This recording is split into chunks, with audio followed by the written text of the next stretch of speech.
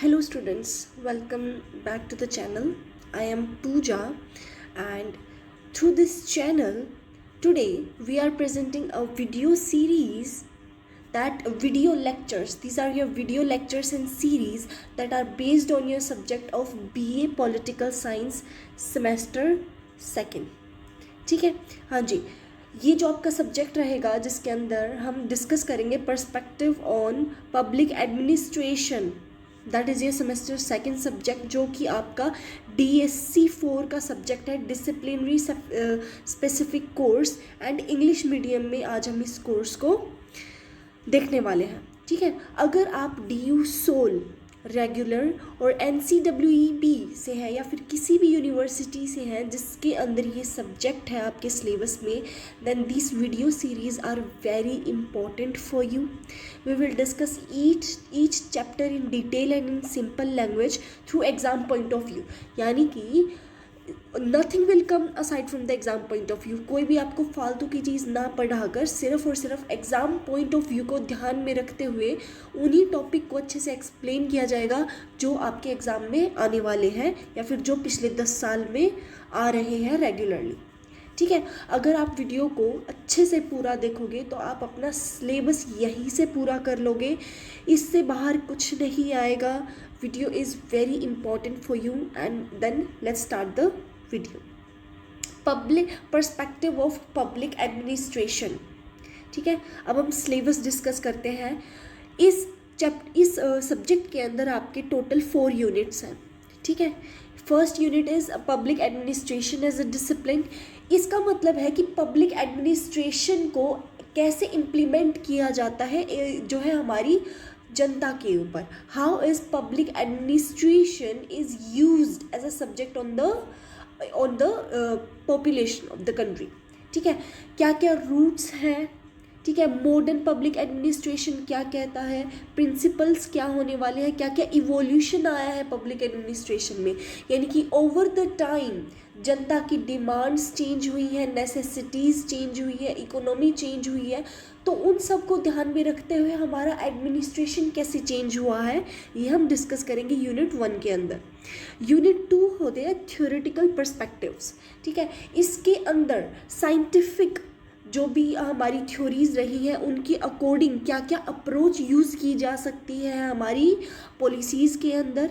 ठीक है, max weber theory of bureaucracy, यानी कि यहाँ पर ब्यूरोक्रेसी का मतलब है हमारी लेजिस्लेचर. ठीक है, लेजिस्लेचर को कैसे हम यूज़ कर सकते हैं पब्लिक के भले के लिए. Human relation theory. Human relation theory का क्या मतलब है यहाँ पे देखो, लेजिस्लेचर का मतलब है रूलिंग द पीपल को रूल कैसे किया जाता है, कैसे उनका भला ध्यान में रखते हुए कैसे आपको डिसीजंस लेना चाहिए, कैसे आपको एक गवर्नमेंट चलानी चाहिए. ठीक है, रेशनल डिसीजन मेकिंग, लीडर्स को किस तरीके से रेशनल डिसीजन लेना चाहिए अपनी गवर्नमेंट के भले के लिए, अपनी कंट्री के भले के लिए. इकोलॉजिकल अप्रोच, कौन कौन सी अप्रोचेस ये यूज़ कर सकते हैं. यूनिट 3 के अंदर आप सीखेंगे contemporary theoretical perspectives. First is your new public management, new public services. कौन कौन सी नई सर्विसेज लागू की जा सकती हैं, कौन कौन सी आई हैं, हिस्ट्री को ध्यान में रखते हुए क्या क्या हमें नया इम्प्लीमेंटेशन करना चाहिए, ये सब हम यहाँ पे पढ़ने वाले हैं. अलग अलग पर्सपेक्टिव, यानी कि अच्छी गवर्नमेंट को कैसे बनाया जाता है, कोलैबोरेट कैसे किया जाता है. जैसे US गवर्नमेंट ने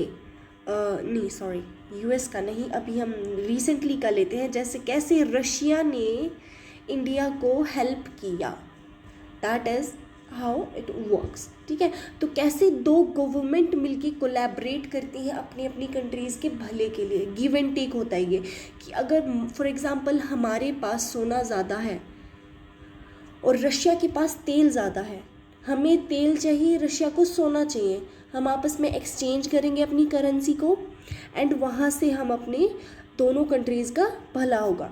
नेटवर्क गवर्नेंस.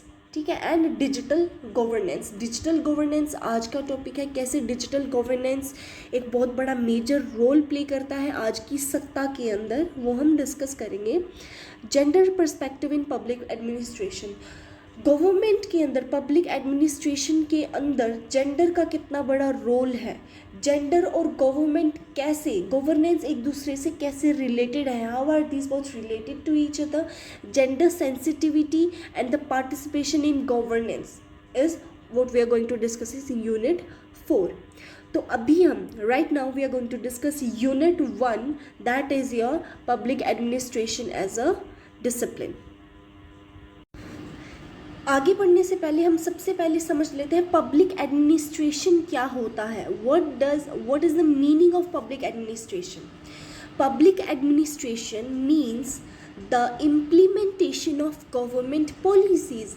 गवर्नमेंट पॉलिसीज़ को इम्प्लीमेंट करना, लॉज को and programs by civil servants to manage the public affairs and provide services.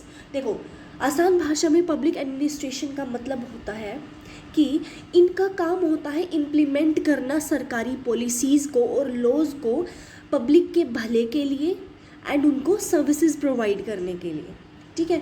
For example, अभी एक कॉमन एग्ज़ाम्पल लेते हैं कि दिल्ली के अंदर एक कोई लड़कियों के लिए एक योजना चलाया गया है जिसके अंदर बेरोज़गार वुमेन्स को अबोव अ सर्टेन एज उनको जो है कुछ मंथली पैसे प्रोवाइड किए जाएंगे एंड उनको फ्री ट्रांसपोर्ट काफ़ी टाइम से प्रोवाइड किया जा रहा है. ठीक है.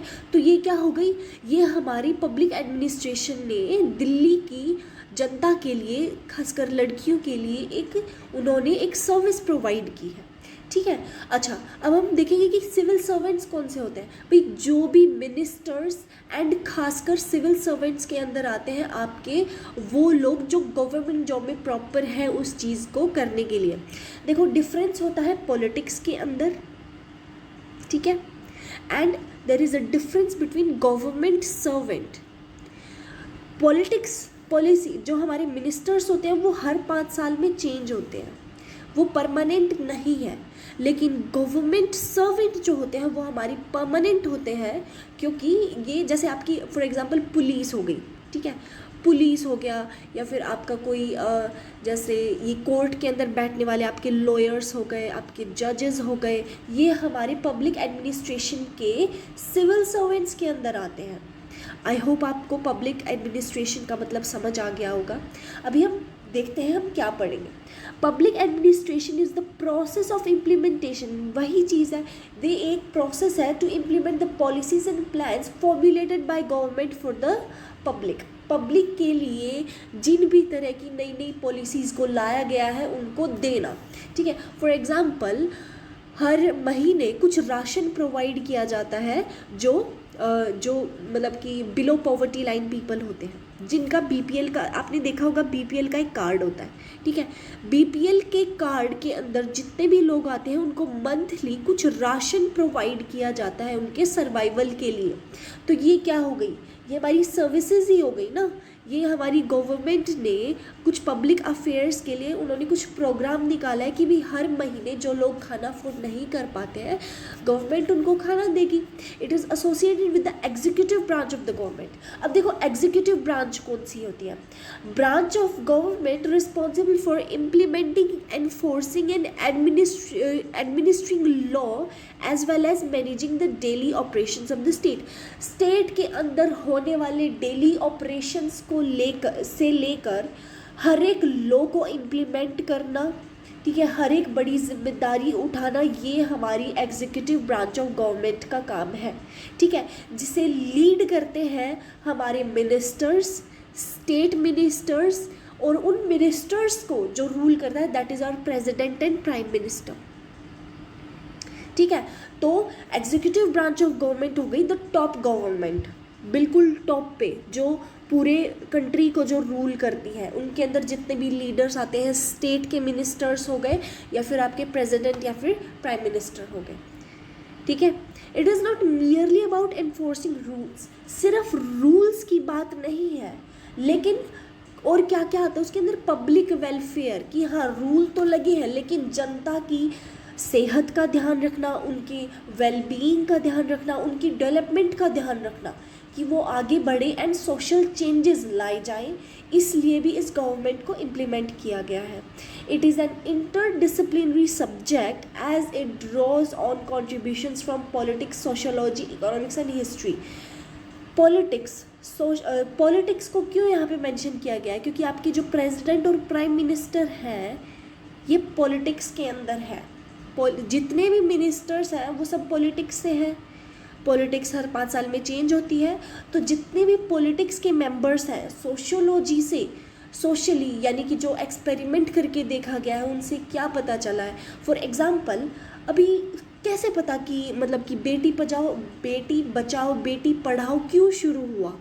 क्योंकि उन्होंने एक इकोनॉमिकली एक पूरा काउंटिंग किया जिसके अंदर रेशियो निकाला मैन वर्सेस वुमेन, जहाँ पर देखा गया कि वुमेन का रेशियो इतना ज़्यादा कम है. तब सरकार ने क्या किया? सरकार ने हमारी कंट्री के भले के लिए उन्होंने बेटी बचाओ बेटी पढ़ाओ पॉलिसी निकाला, जिसके अंदर बहुत सारी पॉलिसीज़ आई हैं. इसके अंदर अगर आप इस पर सर्च करोगे तो कि एक होता है दैट जो भी लड़कियां हैं एंड उनका खर्चा कुछ गवर्नमेंट प्रोवाइड करेगी.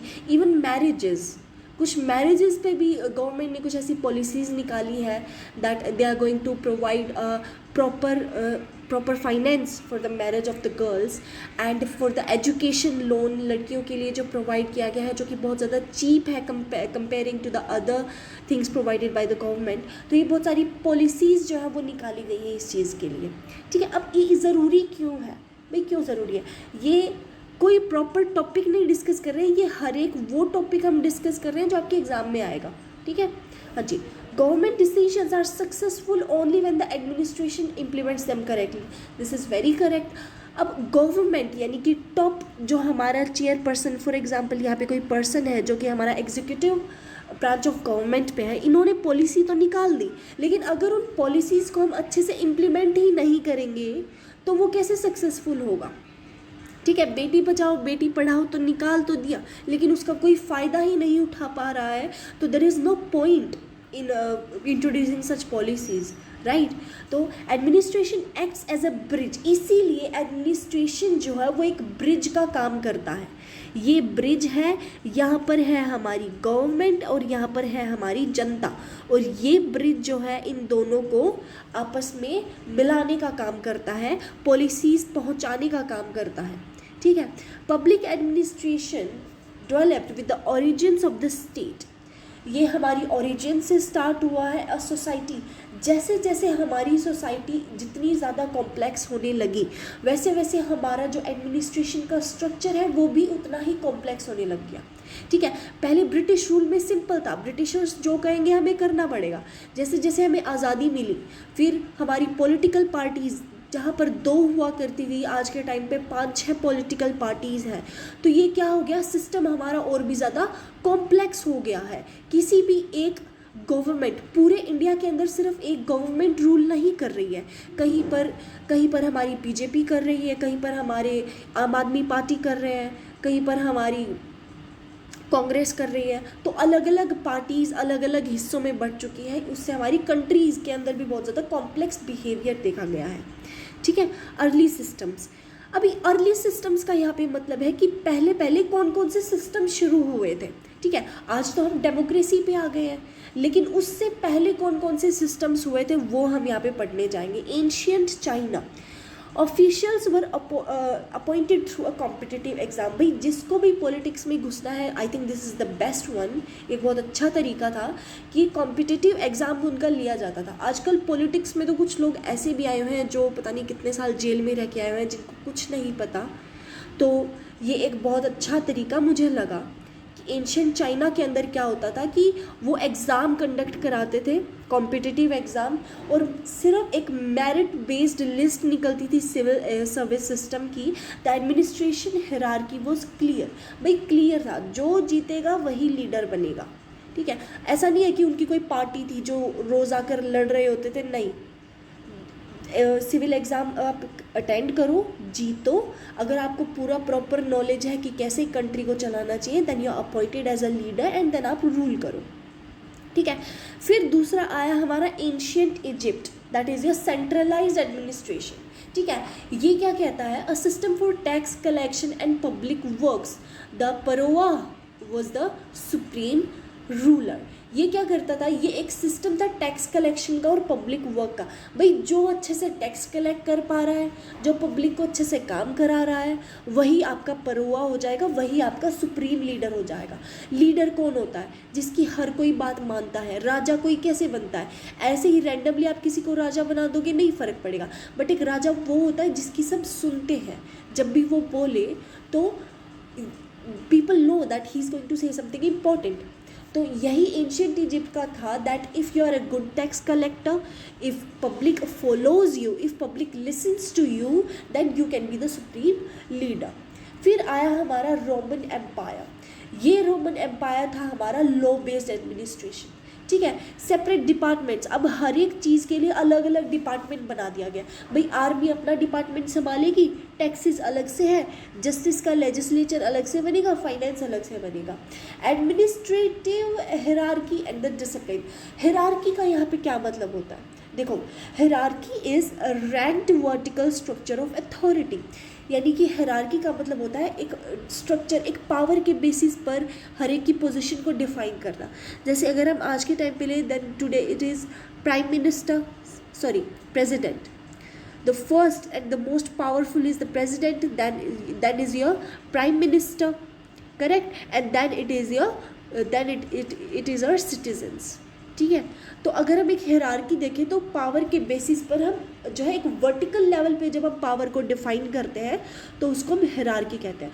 तो वैसे ही हिरार्की को इंट्रोड्यूस किया गया, जिसके अंदर उन्होंने कहा कि भाई आर्मी सबसे इम्पॉर्टेंट है, फिर हमारे टैक्सेस कलेक्ट होने चाहिए, जस्टिस सर्व किया जाएगा एंड फाइनेंस को मैनेज किया जाएगा। India both republican and monarchical system.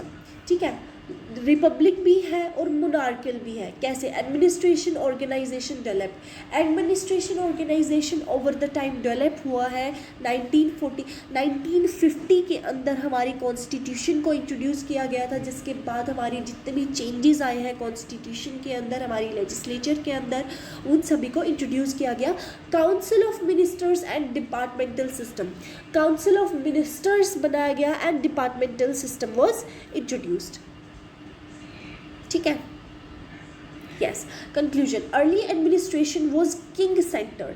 पहले का जो एडमिनिस्ट्रेशन था ना वो किंग सेंटर का था, कि रूल एक ही करेगा, अल्टीमेट जो एक डिसीजन है वो एक ही आदमी लेगा, with law and order and tax collection as at primary goals. और उनका प्राइमरी गोल था लॉ होना चाहिए, कि भाई जो भी वो बात बोलेंगे वही लॉ होगा, ऑर्डर्स उनके मानने पड़ेंगे, टैक्स कलेक्शन उनका एक प्राइमरी गोल था। ये 3 चीज़ें। ठीक है, अब एब्सोल्यूटिस्ट ट्रेडिशंस, एब्सोल्यूटिस्ट ट्रेडिशंस यानी कि during the period all power rested with the king. Absolutist traditions यानी कि उस टाइम पे एक ऐसा एब्सोल्यूट ट्रेडिशन जो हर एक कंट्री में कहीं ना कहीं अप्लाई किया जाता था। कौटिल्यस कॉन्ट्रीब्यूशन क्या था, अर्थशास्त्र। की पॉइंट्स हम डिस्कस करेंगे।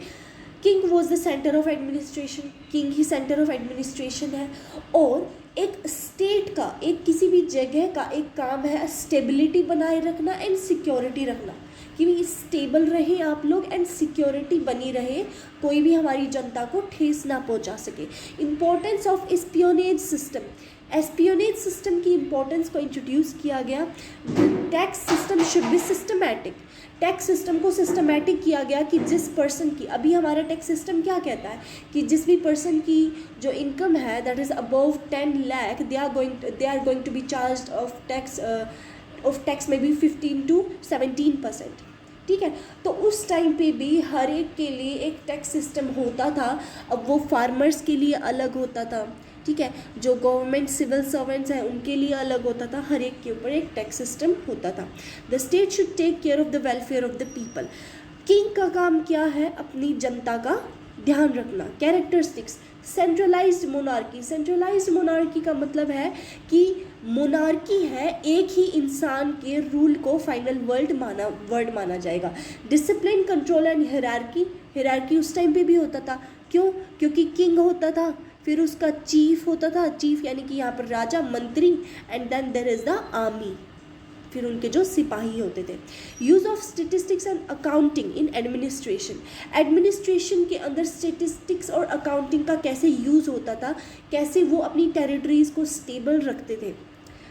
This tradition reflects king dominated administration, ये हमारा किंग डोमिनेटेड एडमिनिस्ट्रेशन होता था। अब modern public administration theoretical journey पर अब हम आते हैं। तो जो हमारा मॉडर्न पब्लिक एडमिनिस्ट्रेशन है वो कंसीडर किया गया 1887 के अंदर, हमारा नहीं है ये। अब हम जो है फॉरेन की बात पे जा रहे हैं, ब्रिटिशर्स एंड अमेरिकन पॉलिसीज़ की अब हम बात कर रहे हैं। किसने स्टार्ट किया?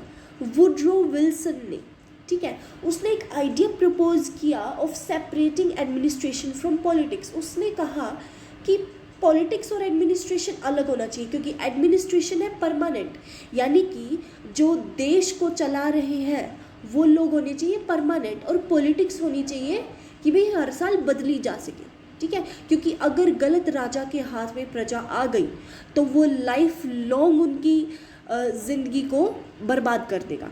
अगर राजा हर 5 साल चेंज होता रहे लेकिन आर्मी वही की वही रहे तो हमारी कंट्रीज़ को जो है फ़ायदा हो सकता है। That is what he wanted to say, ठीक है। अब हम विल्सोनियन अप्रोच, यानी कि इन्होंने क्या अप्रोच दी, उनका आइडिया था दैट पॉलिटिक्स और एडमिनिस्ट्रेशन को अलग कर दो। Politics makes policy, politics policy बनाएगा, ठीक है। हर एक पॉलिसी बनाएगा। दैट आम आदमी पार्टी इंट्रोड्यूस करेगा दिल्ली के अंदर free buses for women, and BJP will introduce Beti Bachao Beti Padhao policies. तो ये कुछ पॉलिसीज़ हैं जो हमारी पॉलिटिक्स जो है वो इंट्रोड्यूस करती है। एडमिनिस्ट्रेशन इम्प्लीमेंटेशन पॉलिसी, अब उन्होंने पॉलिटिक्स ने पॉलिसी को इंट्रोड्यूस कर दिया लेकिन उसको अप्लाई करने का काम रहेगा एडमिनिस्ट्रेशन का।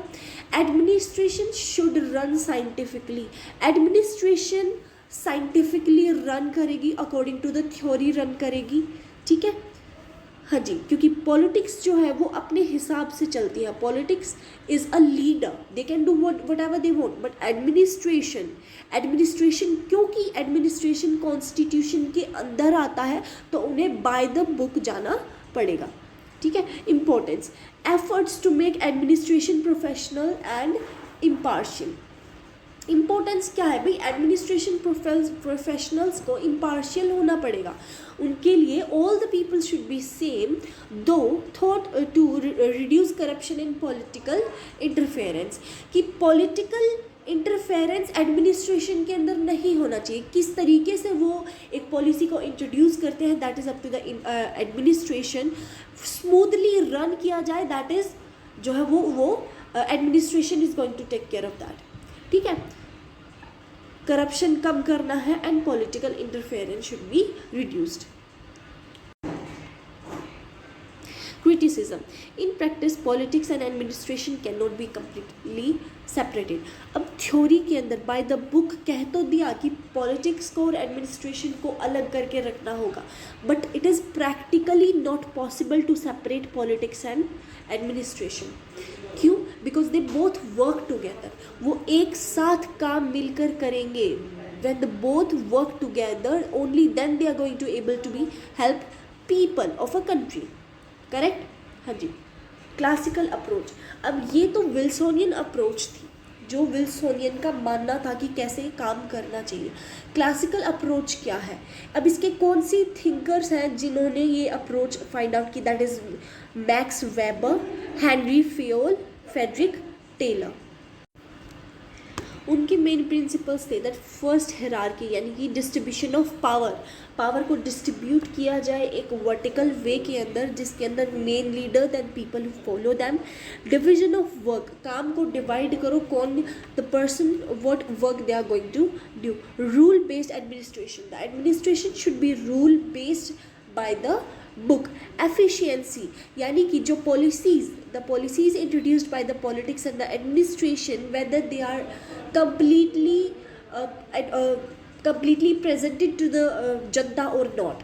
Control and discipline, अब the Janata is being controlled or not, the people are being controlled or disciplined or not. Characteristics: the administration was viewed as a machine. Administration को as a machine माना जाता था.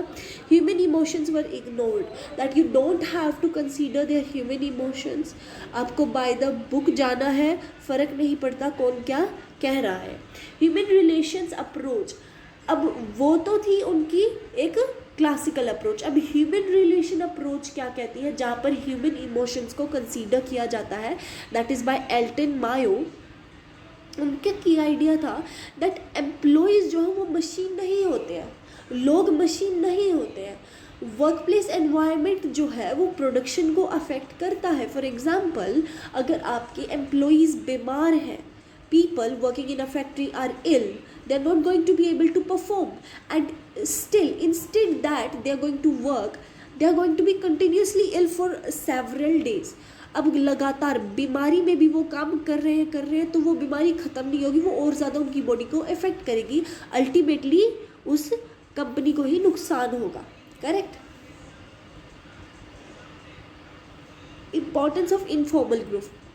Informal groups कौन से होते हैं? Group of people who are friends with each other और in relation with each other और somehow they know each other. Informal group वो होते हैं जहाँ पर आप अपने आसपास के लोगों को जानते हो. दोस्त, भाई, बहन, कज़न, ये सभी जो है इनफॉर्मल ग्रुप के अंदर आते हैं. Motivation and satisfaction are essential. People should be motivated to work and it is essential that they have satisfaction in their work. यानी कि उनको प्रॉपर उनके काम के बदले एक आराम प्रोवाइड किया जाए, then that is how they are going to get satisfied. Criticism: attempts to influence employees to increase production. अब वो इनके हिसाब से उन्हें जो है वर्कर्स को इन्फ्लुएंस करना चाहिए. ज़बरदस्ती की बजाय अगर हम उनको अंदर से ही इतना इन्फ्लुएंस कर दें that you should work, this is going to help you, तो वो जो है और भी ज़्यादा एंथुजियास्टिक होकर काम करेंगे, जिससे कंपनी का भी फ़ायदा होगा एंड वर्कर्स का भी फ़ायदा होगा. Behavioural approach. ये बिहेवियरल अप्रोच जो है इंट्रोड्यूस की गई थी हर्बर्ट साइमन ने, जिनका की आइडिया है decision making is a central to administration. Decision making का जो काम है वो एडमिनिस्ट्रेशन का सबसे इम्पोर्टेंट काम है. Bounded rationality is a limited rationality. Bounded rationality होनी चाहिए. Leaders should be provided limited power. अगर सारी पावर आप एक ही लीडर को दे देंगे then it is going to affect the country. Administration can not be completely scientific. लोगों को डील करने का कोई साइंटिफिक तरीका नहीं होता है. You go people by people. Some group of people जो है वो आसानी से समझ जाते हैं, सम पीपल डोंट. कुछ लोगों को परसुएट करना पड़ता है, तो इट इज़ डिफरेंट. ये साइंटिफिकली नहीं हैंडल किया जा सकता है. Emphasis on experience and practice. Experience किसको कितना है, प्रैक्टिस उनकी कितनी है, that also matter. Now next is your developmental approach. Developmental approach का मतलब होता है the development of a country. Administration and approach everything okay, सब लगाओ, एडमिनिस्ट्रेशन लगाओ, पॉलिसीज़ इंट्रोड्यूस करो, but you should also see the government of the development of a nation. कि time के साथ साथ आपका नेशन भी डेवलप करे, टाइम के साथ साथ आपके लोगों का विकास भी होता रहे. और ये इंट्रोड्यूस किया था फ्रेड डब्ल्यू रिग्स ने. उनका मानना है administration in developing countries is different. जो भी डेवलपिंग कंट्रीज़ होती है उनका एडमिनिस्ट्रेशन अलग ही होता है. Social structure influence administration. वो एडमिनिस्ट्रेशन को इन्फ्लुएंस करता है. Importance of comparative studies and concept of prismatic society. ठीक है. कंपैरेटिव स्टडीज़ का मतलब है अलग अलग स्टडीज़ का एक उनको इम्पोर्टेंस बताना कि क्यों साइंस पढ़ना ज़रूरी है, क्यों पॉलिटिक्स को जानना ज़रूरी है. ये डेवलपमेंट के अंदर ही तो आता है. डेवलपमेंट का मतलब क्या होता है, नॉलेज. नॉलेज किस चीज़ से आएगी, हर एक सब्जेक्ट को पढ़ने से. Concept of prismatic society. हाँ जी. Public policy approach. Administration is not just about implementation. Administration का काम सिर्फ इम्प्लीमेंट करने का ही नहीं होता है. It also participates in policy making. क्योंकि people who are closest to the public are able to know the problems they are facing. अब एक पर्सन एक रूम के अंदर एक अच्छे खासे ऑफिस के अंदर बैठ के how is he going to imagine the problems faced by people. एक अच्छे खासे एसी वाले ऑफिस में मैं बैठ कर how am I going to find कि लोगों को बाहर क्या दिक्कतें आ रही है। Pub administration are the people who come in contact with the public. Administration के लोग पब्लिक के साथ कॉन्स्टेंटली जो है कॉन्टैक्ट के अंदर आते हैं, उन्हें पता है उन्हें क्या क्या दिक्कतें झेलनी पड़ती हैं। ठीक है। Focus on solving social problems. Social problems को ठीक किया जाए। Importance of policy analysis and research. अब जो भी पॉलिसी आप इंट्रोड्यूस कर रहे हो क्या उसका कोई फ़ायदा हो रहा है या नहीं, उसका इम्पैक्ट क्या आ रहा है, क्या क्या इम्पैक्ट आ रहा है, क्या क्या फ़ायदा हो रहा है, that is also important to find. सिर्फ एक पॉलिसी को इंट्रोड्यूस करके नहीं छोड़ना होता है। ठीक है। Political economy approach. अब ये क्या कहती है, administration and economy are linked. Administration और इकोनॉमी एक दूसरे से मिली हुई है। इकोनॉमी क्या होती है, इकोनॉमिक्स इज योर नेशंस। देखो नेशन का इकोनॉमी का मतलब होता है कि कैसे आपकी कंट्री डेवलप कर रही है, वो इकोनॉमिकली कहाँ स्टैंड कर रही है। ठीक है। इकोनॉमी यानी कि फाइनेंशियल लेवल पे आपकी कंट्री कैसे परफॉर्म कर रही है, आपके यहाँ की सिटीज़ किस तरीके से डेवलप कर रही है, क्या टाइम के साथ साथ वो भी लोगों को एम्प्लॉयमेंट प्रोवाइड कर पा रही है, वहाँ के लोग कितना कमाते हैं, क्या एक अच्छा लाइफस्टाइल जी पा रहे हैं, ये सारी चीज़ें इकोनॉमी के अंदर आती है। ठीक है।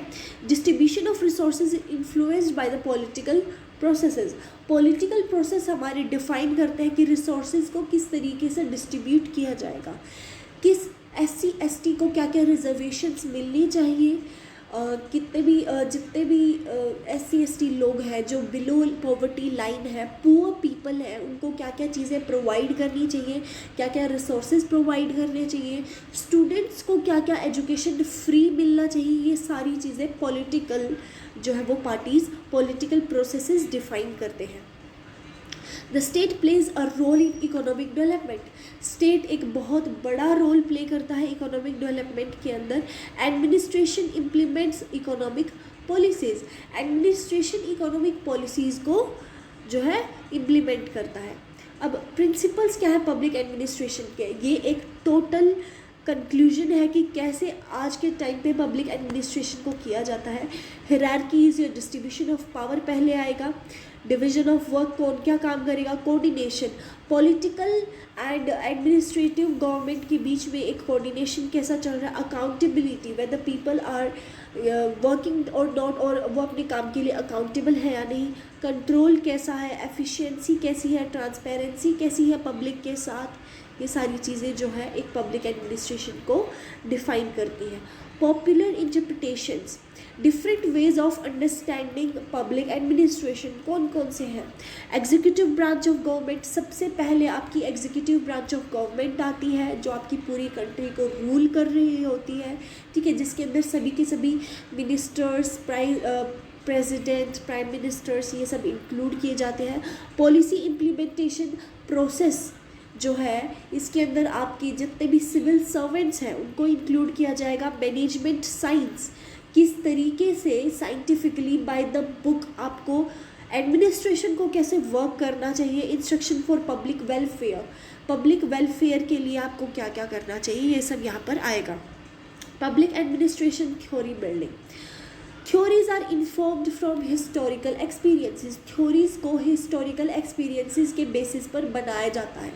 जैसे फॉर एग्जांपल हाँ, एक बहुत अच्छा एग्जांपल है that Dalits were very badly treated. मतलब कि जब हमारा इंडिया आज़ाद नहीं हुआ था एंड आज़ाद होने के बाद भी दलित्स को बहुत ही बुरे तरीके से ट्रीट किया जाता था। उनको एक प्रॉपर लाइवलीहुड नहीं प्रोवाइड किया जाता था। जहाँ पर गवर्नमेंट आई, उन्होंने इन लोगों की प्रॉब्लम्स को सुना और वहाँ से उन लोगों के लिए एक प्रॉपर पॉलिसीज़ बनाई गई SC ST OBC के बेसिस पर। ठीक है।